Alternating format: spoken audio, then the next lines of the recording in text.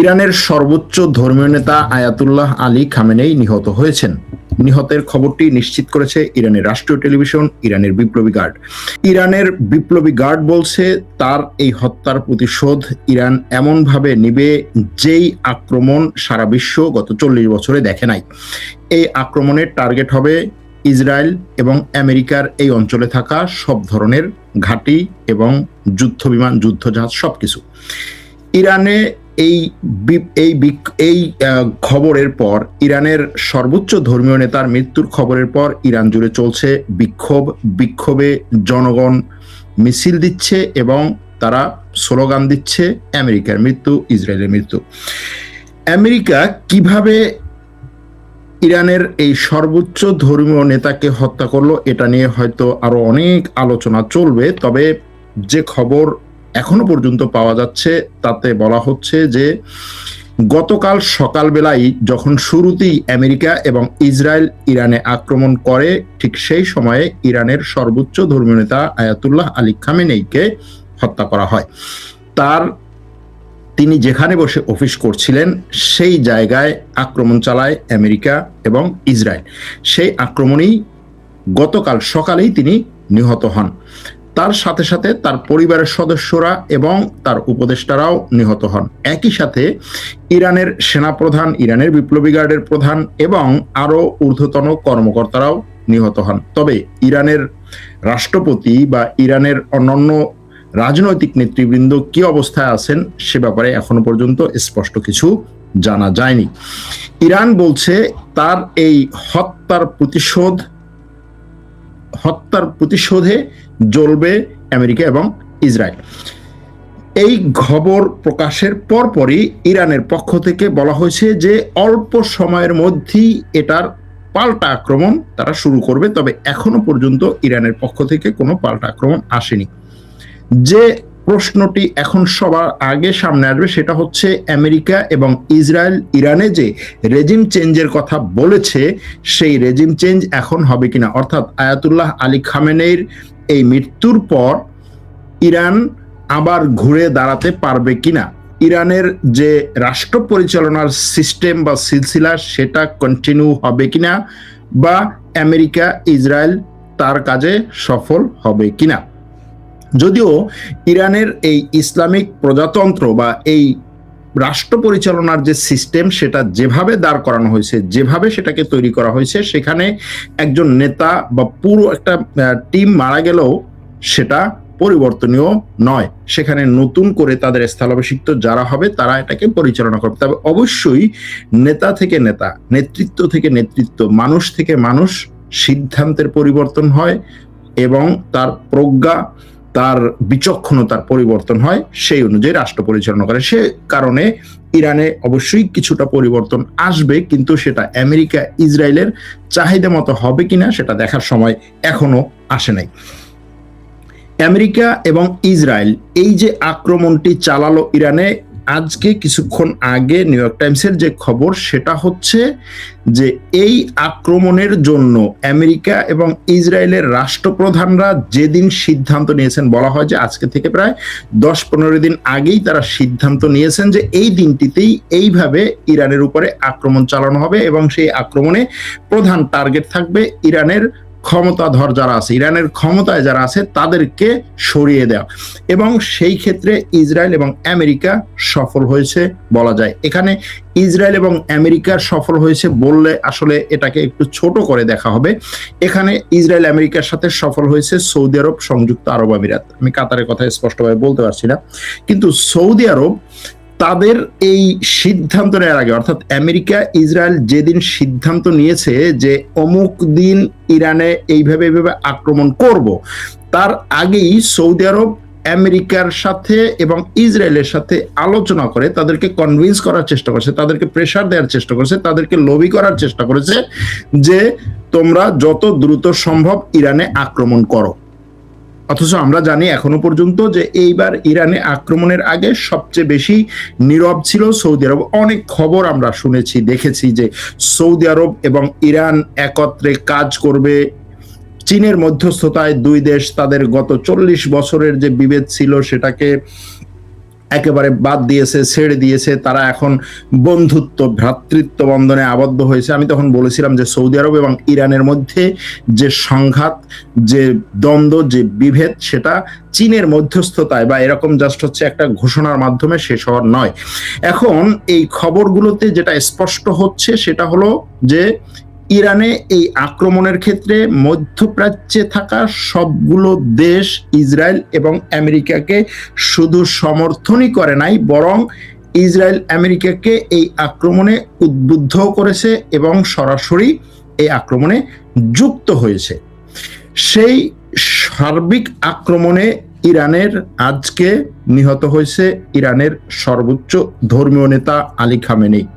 ইরানের বিপ্লবী গার্ড বলছে যে আলী খামেনেই তার অফিসে বসে অফিস চলাকালীন সময়ে আমেরিকা এবং ইসরায়েল আক্রমণ করেছে। যদিও আমেরিকা এবং ইসরায়েলের বিভিন্ন গণমাধ্যম গতকালকে প্রকাশ করেছিল যে আলী খামেনেইর বাসভবনে আক্রমণ করা হয়েছে এবং তার বাসভবনে তিনি ছিলেন কিনা এ ব্যাপারে কিন্তু এখনো পর্যন্ত জানা যায় না যে ওই আক্রমণে তিনি বাসভবনে ছিলেন কিনা। কিন্তু গতকাল সকালে শুধু বাসভবনেই না, তার যেই সমস্ত জায়গায় থাকার সম্ভাবনা আছে সব জায়গাগুলোতেই আক্রমণ চালিয়েছে ইসরায়েল এবং আমেরিকা। শুধু তার না, বিপ্লবী গার্ডের প্রধান, ইরানের সেনাবাহিনীর প্রধান, ইরানের সর্বোচ্চ ধর্মীয় নেতার উপদেষ্টারা যেই সমস্ত জায়গায় থাকতে পারেন, লুকিয়ে থাকতে পারেন, অথবা তারা নিরাপদ আশ্রয়ে গিয়ে যে সমস্ত জায়গায় থাকতে পারেন, সব জায়গায় ইসরায়েল এবং আমেরিকা গতকাল হামলা চালিয়েছে। খুব সম্ভবত তার এই গতকাল হামলার প্রথম দিকেই মৃত্যুর বিষয়টি বিপ্লবী গার্ড নিশ্চিত ছিল এবং তার মৃত্যুর বিষয়টি নিশ্চিত হওয়ার পরই বিপ্লবী গার্ড এবার সবকিছু বাদ দিয়ে, মানে চোখ বন্ধ করে সব জায়গায় আক্রমণ করেছে এভাবে বলা যায়। কারণ সবগুলো মুসলিম দেশে যেই সমস্ত জায়গায় আমেরিকার ঘাঁটি আছে সবগুলোতে একেবারে গতকাল প্রথম দিক থেকেই ইরান আক্রমণ চালানো শুরু করেছে এবং সেই আক্রমণ গতকাল সারা রাত ধরে চলছে। সারা রাত ধরে দুবাইয়ের সব বড় বড় বিল্ডিং গুলো, গুরুত্বপূর্ণ স্থাপনাগুলো, কাতার, বাহরাইন, বিশেষ করে বাহরাইন এবং সংযুক্ত আরব আমিরাতে আক্রমণগুলো অনেক বেশি হয়েছে। ইরানের মধ্যেও গত রাতে সারা রাত ধরে বিভিন্ন জায়গায় আমেরিকা এবং ইসরায়েল আক্রমণ করেছে, কিন্তু ইরানে ইন্টারনেট বন্ধ থাকার কারণে সেই আক্রমণগুলো সম্পর্কে যথেষ্ট পরিমাণে তথ্য বা ভিডিও পাওয়া সম্ভব হচ্ছে না। তবে ইসরায়েল এবং আমেরিকা এই আক্রমণের ফলে, বিশেষ করে গতকাল সকালেই প্রথম আক্রমণেই আয়াতুল্লাহ খামেনিকে মৃত্যুর বিষয়টি হালকা হালকা চাউর করা শুরু করেছিল। ইসরায়েলের প্রধানমন্ত্রী গতকাল সন্ধ্যায় বলেছিল যে তাদের কাছে যে তথ্য উপাত্ত আছে তাতে তারা ধারণা করছেন বা প্রাথমিকভাবে নিশ্চিত হচ্ছে যে আলী খামেনেই আর বেঁচে নেই, কিন্তু ইরানের পক্ষ থেকে তার মৃত্যুর ব্যাপারটি নিশ্চিত করা হয়নি। আজকে ভোর রাতে ইরানের বিপ্লবী গার্ড একটা বিশাল বিবৃতির মাধ্যমে তার এই মৃত্যুর বিষয়টি নিশ্চিত করেছে এবং বিপ্লবী গার্ড বলছে যে তাদের সর্বোচ্চ ধর্মীয় নেতার মৃত্যুর প্রতিশোধ ইরান সর্বোচ্চভাবে নিবে, এমনভাবে নিবে যেন ইসরায়েল এবং আমেরিকা এটার জন্য অনুশোচনা বোধ করে। আর এই প্রতিশোধে টার্গেটে বাদ যাবে না, এই অঞ্চলের কেউ বাদ যাবে না। কেউ বলতে ইসরায়েল এবং আমেরিকার সবগুলো ঘাঁটি এই টার্গেটে পরিণত হবে। খামেনির মৃত্যুর সংবাদের পরপরই ইরান জুড়ে রাস্তায় নেমেছে মানুষ, বিভিন্ন জায়গায় বিভিন্ন শহরে বিক্ষোভ করছে আমেরিকা এবং ইসরায়েলের বিরুদ্ধে। যদিও মার্কিন প্রেসিডেন্ট ট্রাম্প এটাকে আমেরিকার জন্য এবং ইসরায়েলের জন্য একটা বিশাল দিন হিসাবে ঘোষণা দিয়েছে, এটা মার্কিন প্রেসিডেন্ট ট্রাম্প এটাকে তার সবচাইতে বড় সফলতা হিসেবে দেখাবে। তিনি এর আগে ইরানের বিপ্লবী গার্ডের প্রধান সোলাইমানিকে হত্যা করেছিলেন তিনি ক্ষমতায় থাকাকালীন। এবার তিনি ক্ষমতায় এসে খামেনেইকে হত্যা করলেন। ইসরায়েল এবং আমেরিকা একত্রে ইরানে ব্যাপক পরিমাণে আক্রমণ চালিয়ে ইরানের সর্বোচ্চ ধর্মীয় নেতা আলী খামেনেইকে হত্যা করেছে। এখন তার এই হত্যার পর ইরানে রেজিম চেঞ্জ হবে কিনা, এখনো পর্যন্ত ইরানের যে সিস্টেম সেটাতে রেজিম চেঞ্জের কোনো সম্ভাবনা দেখা যাচ্ছে না। তবে তার এই হত্যার পরে ইরান কতদিন পর্যন্ত পাল্টা আক্রমণ চালাবে, কিভাবে পাল্টা আক্রমণ চালাবে এবং ইসরায়েল আমেরিকা এরপরে আক্রমণগুলো কোন দিকে পরিচালিত করবে। যদিও এখানে মুসলিম দেশগুলো ইরানের বিপক্ষে থাকার কারণে বা আমেরিকা এবং ইসরায়েলের পাশে থাকার কারণে, তার মধ্যে আছে কাতার, কুয়েত, সৌদি আরব, বাহরাইন, সংযুক্ত আরব আমিরাত, জর্ডান, এই সবগুলো দেশ। সুতরাং এই দেশগুলোর বিরুদ্ধে, সবগুলো দেশের বিরুদ্ধে ইরান একা কতদিন পর্যন্ত লড়তে পারবে সেটা একটা দেখার বিষয়। কিন্তু ইরান গত রাতে এবং গতকাল যে পরিমাণে আক্রমণ ইসরায়েল এবং এই অঞ্চলে মার্কিন ঘাঁটিগুলোতে বা ঘাঁটিগুলো যে সমস্ত দেশে আছে সেই সব দেশে চালিয়েছে, তাতে ধারণা করা হয় যে ইরান এবার তার মরণ কামড়টি দিচ্ছে। আর মরণ কামড় না দিয়েও ইরানের উপায় নেই, কারণ হচ্ছে ইরানের যেই জিনিসটি রক্ষার জন্য পুরো বিপ্লবী গার্ড, ইরানের বিপ্লবী গার্ড, আমি বহুবার বলেছি বিপ্লবী গার্ড কোন জিনিসকে রক্ষা করছে, ইরানের বিপ্লবকে। আর বিপ্লবের সিম্বল, বিপ্লবের সবচেয়ে বড় যে ধারক সেটা হচ্ছে সর্বোচ্চ ধর্মীয় নেতা। সর্বোচ্চ ধর্মীয় নেতাকে রক্ষা করা এবং তার আদেশ পালন করাই হচ্ছে বিপ্লবী গার্ডের একমাত্র উদ্দেশ্য, একমাত্র কাজ। সেই জায়গাতে যেহেতু এই সর্বোচ্চ ধর্মীয় নেতাই ইসরায়েল এবং আমেরিকার আক্রমণে নিহত হয়েছে, সুতরাং বিপ্লবী গার্ড এখন সবকিছু দিয়ে আক্রমণ চালাবে। ইসরায়েলের এই আক্রমণের আগে আপনারা জানেন ইরানের এক সময়ের বন্ধু ভারতের প্রধানমন্ত্রী ইসরায়েল সফর করেছেন এবং সেখানে ভারতের প্রধানমন্ত্রীকে ইসরায়েলের সর্বোচ্চ পার্লামেন্টীয় যে পদক সেটা দেওয়া হয়েছিল। সুতরাং এই ব্যাপারটা মাথায় রাখা দরকার। অন্যদিকে হচ্ছে ইরানে এই আক্রমণের আগে পাকিস্তান ভারত একটা যুদ্ধ পরিস্থিতি তৈরি হয়েছিল, সেটাও মাথায় রাখা দরকার। ইরানের এই আক্রমণের আগে সৌদি আরব আমেরিকার সাথে লবি করেছিল, আমেরিকাকে কনভিন্স করেছিল, আমেরিকাকে উদ্বুদ্ধ করেছিল এই আক্রমণ করার জন্য, সেটা মাথায় রাখা দরকার। ইরানের এই আক্রমণে আরব দেশগুলো সবগুলো তাদের ঘাঁটি এবং তাদের আকাশকে উন্মুক্ত করে দিয়েছিল আক্রমণ করার জন্য। সিরিয়া এই ক্ষেত্রে সর্বোচ্চ সহযোগিতা করেছে। সর্বোচ্চ সহযোগিতা বলতে সিরিয়ার আকাশ পুরোপুরি উন্মুক্ত করে দেওয়া হয়েছিল ইসরায়েলের বিমান বাহিনীর জন্য। এবং সিরিয়ায় এই খামেনেইর মৃত্যুর পর বিভিন্ন এলাকায় মিষ্টি বিতরণ করা হয়েছে। সিরিয়ায় বিভিন্ন এলাকায়, ইরানের মধ্যেও বিভিন্ন এলাকায় খামেনেইর মৃত্যুর সংবাদের পর উল্লাস করছে কিছু কিছু মানুষ। কারণ হচ্ছে এই রেজিমের বিরুদ্ধে অনেক মানুষ আছে। আপনারা জানেন যে গত কয়েকদিন আগে ব্যাপক পরিমাণে বিক্ষোভও করেছিল অনেক মানুষ। এখন সবচেয়ে বড় প্রশ্ন হচ্ছে ইরান কতদিন টিকবে। ইরান কি টিকবে নাকি আমেরিকা এবং ইসরায়েল যেভাবে চাচ্ছে সেভাবে পরিবর্তন হবে? আমেরিকায় নির্বাসিত থাকা সাবেক যে ইরানের রাজা ছিল, যাকে ক্ষমতাচ্যুত করে ইরানের বিপ্লব ঘটানো হয়েছিল, তার ছেলে রেজা পেহলেভি, সে বলছে যে ইরানের এই খামেনেইর মৃত্যুতে ইরানের জনগণের রাস্তায় নামা দরকার, ট্রাম্পকে ধন্যবাদ দেওয়া দরকার এবং ইরানের সুদিন আর বেশি দূরে নাই। এটা হচ্ছে তার কথা।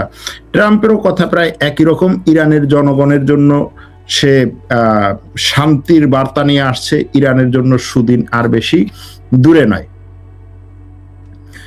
এখন এই ইরানের পরিবর্তন, সবচাইতে বড় প্রশ্ন হচ্ছে ইরানের পরিবর্তন। ইরানে বিপ্লবী গার্ড বা ইরানের সিস্টেমটা, বিপ্লবের পরে ইরানের রাষ্ট্র পরিচালনার সিস্টেম যেভাবে করা হয়েছে, সেই সিস্টেমে ইরানের পরিবর্তন এত সহজ না। কারণ সর্বোচ্চ ধর্মীয় নেতা মৃত্যুর পরে তার স্থলাভিষিক্ত যে হবেন বা যিনি হবেন, তিনিও এই সিস্টেমকেই কন্টিনিউ করার চেষ্টা করবেন। ইরানের রাষ্ট্রপতি আসলে তেমন বলতে গেলে যে রাষ্ট্র পরিচালনার যে সিদ্ধান্ত নেওয়ার যে ক্ষমতা বা যে জায়গা, সেই জায়গায় তিনি নাই। সিদ্ধান্ত নেওয়া হয় ইরানের সর্বোচ্চ ধর্মীয় নেতা এবং তার পাশে যে মজলিস থাকে, সেই মজলিসের সদস্যরা একত্রে সিদ্ধান্ত নেন। তারপরে হচ্ছে রাষ্ট্রপতি, তারপরে তার মন্ত্রীরা ওই সিদ্ধান্তগুলো বাস্তবায়ন করেন। সুতরাং ইরান এবং এই সিদ্ধান্তকে বাস্তবায়নের ক্ষেত্রে ইরানের সেনাবাহিনী আর সেনাবাহিনীর চেয়ে বড় হচ্ছে ইরানের বিপ্লবী গার্ড সবকিছু দিয়ে এই সিদ্ধান্ত বাস্তবায়ন করে। সুতরাং ইরানের সিস্টেম পরিবর্তনের জন্য এখনো পর্যন্ত ইরান পুরোপুরি প্রস্তুত না, বা ইরানকে এখনো পর্যন্ত সিস্টেম পরিবর্তনের জায়গায় নিয়ে যেতে পারেনি আমেরিকা বা ইসরায়েল। তবে আমেরিকা ইসরায়েল গত কয়েক মাস ধরে যেই বিষয়টা পরিকল্পনা করেছিল বা যেই বিষয়টা বলেছিল যে তাদের এবারের আক্রমণ হবে হচ্ছে জাস্ট স্পেসিফিক, নির্দিষ্টভাবে নির্দিষ্ট টার্গেটে নিখুঁতভাবে আক্রমণ করবে এবং তারা সেই আক্রমণের সফলতা নেবে। আমেরিকা এর আগে ভেনেজুয়েলায় যেভাবে আক্রমণ করেছে, যে রাষ্ট্রপতিকে সেখান থেকে সরিয়ে দিয়েছে, ভেনেজুয়েলা এখন তার অধীনে চলে গেছে, ঠিক একইভাবে তাদের টার্গেট হচ্ছে ইরানের সর্বোচ্চ ধর্মীয় নেতা এবং তার আশেপাশে যারা আছে তাদেরকে সরিয়ে দেয়া এবং সেখানে এমন একজন স্থলাভিষিক্ত হোক যে আমেরিকার মতো আমেরিকার কথায় চলবে, আমেরিকার কথায় উঠবে বসবে।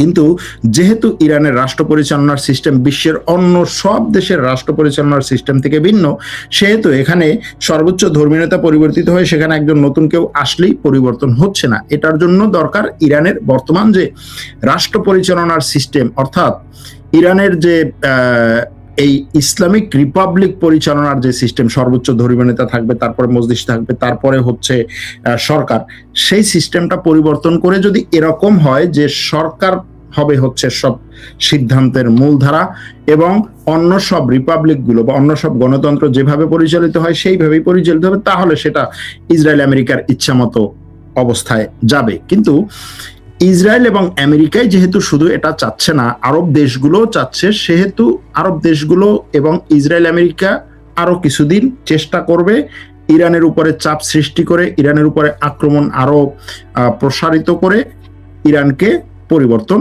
করার। অনেকেরই এই প্রশ্ন আছে যে তাহলে কি আমেরিকা হেরে গেল? আমেরিকা তাহলে কি ইরান হেরে গেল? ইরান হেরে গেল এটা বলা যতটুকু সহজ, আবার ইরান হেরে গেল না সেটাও বলা সহজ। কারণ হচ্ছে ইরানের সর্বোচ্চ ধর্মীয় নেতা, সর্বোচ্চ কমান্ডারদের মৃত্যু, এটা অবশ্যই ইরানের সবচেয়ে বড় ক্ষতি। আবার আমেরিকা যেভাবে রেজিম চেঞ্জ চাচ্ছে সেটা যদি না হয় তাহলে হেরে গেল না।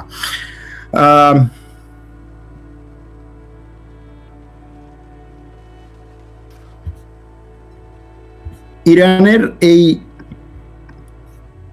ঘটনার পর আয়াতুল্লাহ আলী খামেনেইয়ের মৃত্যুর খবর ইরানের পত্রপত্রিকাগুলো, ইরানের টেলিভিশনে যারা খবর প্রচার করেন, তারা এই সংবাদ প্রচারকরা কেঁদে কেঁদে তার এই খবর প্রচার করেছেন। ইরানের প্রেস টিভির এক সাংবাদিক মহিলা উপস্থাপিকা, তিনি কাঁদতে কাঁদতে এই খবর প্রচার করেছেন এবং বলেছেন যে ইরানের জনগণ এটার প্রতিশোধ অবশ্যই নেবে এবং এটার প্রতিশোধ এর টার্গেট হবে আমেরিকা এবং ইসরায়েলের রাষ্ট্রপ্রধানরা। তিনি এই কথা বলেছেন। ওয়াশিংটন পোস্ট খবর করেছে যে ডোনাল্ড ট্রাম্পকে ইরানের উপরে এই আক্রমণ করার জন্য ইসরায়েলের প্রধানমন্ত্রী যতটা চাপ দিয়েছেন তার চেয়েও বেশি এক্ষেত্রে চাপ দিয়েছে সৌদি আরব এবং সৌদি আরবের যুবরাজ। কিন্তু আমরা জানি যে সৌদি আরব গত কয়েক সপ্তাহ ধরে প্রকাশ্যে বলছে যে সে এই ধরনের কোনো একটা সংঘাত চায় না, এই ধরনের সংঘাত এই অঞ্চলে অশান্তি সৃষ্টি করবে, এরকম কিছু। আরব দেশগুলো মোটামুটি এই ধরনের কথাই বলেছিল, কিন্তু দেখা গেল যে গতকাল ইরানের উপরে আক্রমণে এই আরব দেশগুলোর সামরিক ঘাঁটি তেদারসে ব্যবহার করেছে আমেরিকা। আবার ইরানে আক্রমণের পরে আরব দেশগুলো আমেরিকা বা ইসরায়েলের নিন্দা করেনি, বরং ইরান যে পার্টটা আক্রমণ করেছে সেটার নিন্দা করেছে সৌদি আরব, সংযুক্ত আরব আমিরাত, কাতার, কুয়েত, বাহরাইন এবং আরব লীগ, ওপেনলি আরব লীগ, তারপরে হচ্ছে উপসাগরীয় সহযোগিতা সংস্থা জিসিসি, এরা ইরানের নিন্দা করেছে। ইউরোপ এটার ব্যাপারে বলেছে যে তারা এই ধরনের একটা আক্রমণ চায় না, কিন্তু শেষ পর্যন্ত দেখা গেছে যে ইউরোপও আমেরিকার এই আক্রমণকে সাপোর্ট করেছে।